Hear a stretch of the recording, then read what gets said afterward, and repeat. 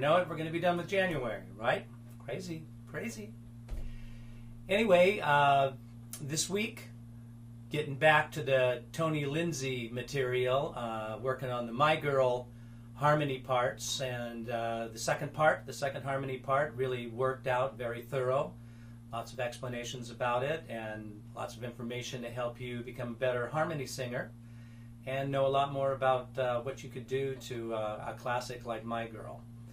And so that's what's happening. Actually, it's going to take two clips to get the high harmony part done for you. So this clip that just came out's half of the high harmony part, and then there's going to be another clip coming out next week that wraps up what's going on with the high harmony. And from there, we'll get into his lead vocal, and by the end of that, you'll get some audio that is like a karaoke background, but it's a really, really nice, good arrangement of it.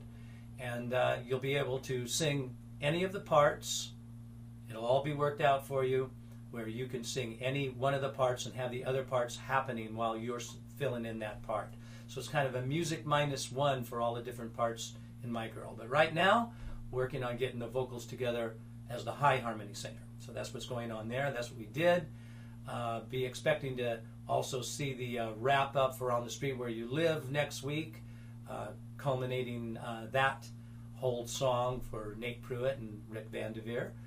And then back into the harmony course. I'm working on it, and we're going to be moving from 3-part harmony into 4-part harmony on the harmony course. So that's what's happening next there. So those are all happening. And the melisma course is on its way up, and the melisma course is all about vocal licks and various different genres and styles. I'm looking forward to doing that one for you. I love it. And that's what's going on. Now, on the musical tip of the week, well, let's change the angle so I can get to my keyboard and talk to you a little bit about the musical tip of the week. Okay, so now on the musical tip of the week, I'm going to talk to you a little bit more about singing in tune. Everybody's concerned about that. And how do you do it? And what can you do? I know everybody thinks, well, maybe I should practice a lot of different scales, get my ear training together, learn all my intervals. And guess what? All of those things do help you become a better singer in relationship to keeping yourself in tune. But I want to give you that tip that we're talking about. And here's what I've come to understand after working with so many students, and also just being a musician myself and always being inspired by the greatest of musicians that I've played with. And I'll tell you that they all have something in common, a couple things. One is, most of the great musicians that I've ever met in my life have spent a good amount of listening to recordings and duplicating those recordings. As a vocalist, listening to other singers sing and singing along with them and singing melody lines. Also, every singer who's a real singer that I've ever met sings all the time. They're not even thinking about it. It's just a natural thing to do. They're humming, singing, walking around. They're birds. They don't even think about it. They're not showing off. That's not what's going on. They're just being them. So they're always singing. They're always working with melody lines, and they get a mind for it. Your brain develops, and you start to hear pitches better. But I started to say that I wanted to give you a tip. Now, here's what the tip is. The tip is that even if you learn to hear your intervals, your scales, your chords,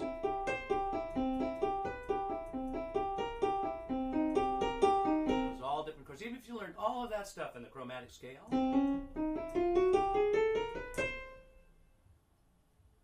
if this doesn't happen, what I'm talking about to talk about, then you're still probably never going to be able to tune up perfectly.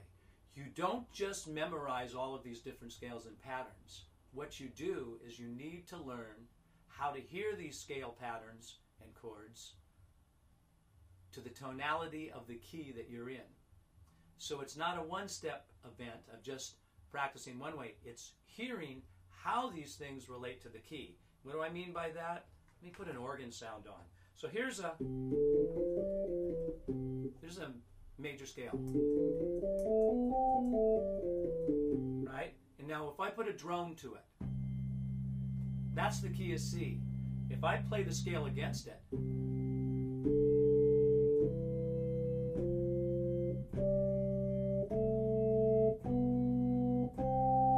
now let me do it with the piano again. Same thing.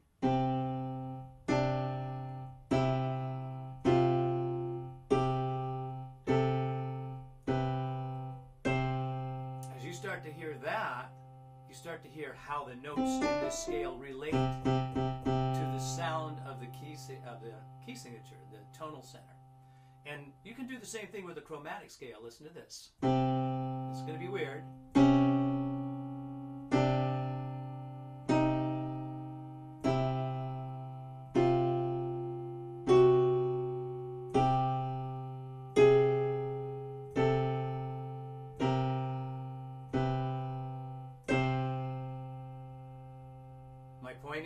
My point is, even the dissonant intervals, notes that are not even in the scale.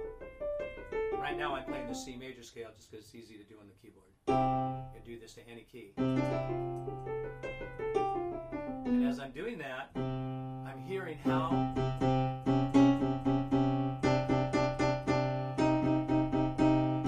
it sounds. And what can you do? So a great way to practice is to actually take a drone sound and sing various different things in the key against it. Like if I sing the major scale, oh,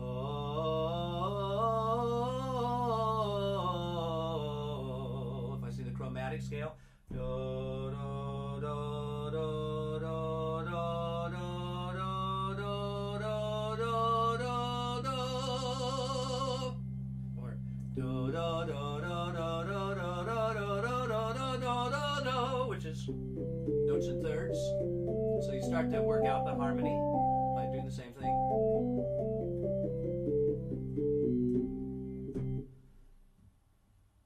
Now that may seem simple, may seem hard, may seem bizarre, may make sense to you. I'm hoping it's the last thing. It makes sense to you because what I'm telling you, what a Mozart ear is, somebody who hears music really well, they hear the tonal center and how the notes are relating to it. I'm sure every great composer, Brahms, Beethoven, Mozart, I'm sure all of the great composers had no problem understanding, not just in a theoretical way, but in an actual pitch way, how the notes were working against each other as the keys changed. See, now, depending upon the song that you're singing, most songs, well, if it's a rock tune, it's one thing. Sometimes rock tunes will be 2 or 3 chords within the same key, or maybe 2 of the chords in the same key and 1 chord in a different key. And you have to follow that harmony, whatever it does. In jazz and jazz standards, and you're going to run into a lot of chord cycling. They cycle in various different ways, a cycle of 4s and a cycle of 5ths are things that happen all the time. And sometimes they cycle in the same key and you can just sort of be in the same tonal center all the time. Other times they cycle in the same key for 2 or 3 or 4 or 5 chords, and then they modulate, and then they do the same thing again in another key. Your job is to actually hear what the tonal center was and what the chords were doing in one key, and then when it switches to another key, hear that new key and make those adjustments. Now I'm going to tell you that lots of singers do that automatically. They don't have to know anything that an instrumentalist does need to know. A keyboard player, any of the instruments, trumpet, trombone, flute, clarinet, violin, guitar, it doesn't matter. All of the instrumentalists, they've learned chords and patterns and fingerings and all kinds of things that pull it together for them. So people who play a musical instrument and sing have that advantage because they have the advantage of what's going on musically on their instrument and how that might work in relationship to being a singer.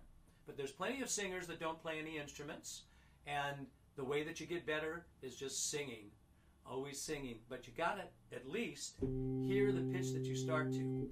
Now, if you're not a keyboard player or you don't have access to a keyboard player, because lots of singers, even if they don't play much keyboard, can at least come over and hunt and peck with 1 or 2 fingers and find some notes. Now, if you don't have that, then I suggest you just get yourself a pitch pipe. It's a little round chromatic pitch pipe. It's got all 12 of the tones. You blow a note, like ah, and then you would sing it and go ah, and then sing ah,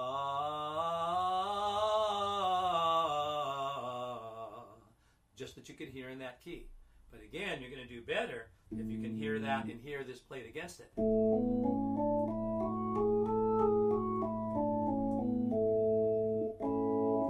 So my musical tip of the week: get a drone sound one way or another and sing against them in various different keys. Sing a major scale, sing the scale in thirds, sing the chromatic scale starting on the name of the whatever key you're in, one octave up and one octave back down. Get used to those sounds. It'll serve you immensely. Then when you go to record a song or go to perform in a song, that tonal center training will start to come together for you. It'll be a lot easier to sing in tune. It's one of the little secrets that's not a secret to anybody who's been playing a long time, but it might be a secret for those who don't understand how to take themselves to the next level and saying, hey, I know a lot of this, I've been doing my vocal exercise, I've been doing this and that, but I still feel like I sing out of tune. This is a way to get more in tune and tune it up. So there's the musical tip of the week for everybody. Now, if you're on YouTube and you're looking at this, you can't come over and see the My Girl course, but you can certainly come over and sign up for the free membership. And from the free membership, there's lots of things you can get, including a beginning voice course for you. Besides that, you can surf all around the site and check out all of the different courses and all the different songs and song breakdowns and styles, because there's just all kinds of things. Fly on the wall videos where my cameras are just on in my studio, song breakdowns for both male and female singers and songs, wonderful singers singing and me turning those into lessons for you to show you how to do what it is that they're doing.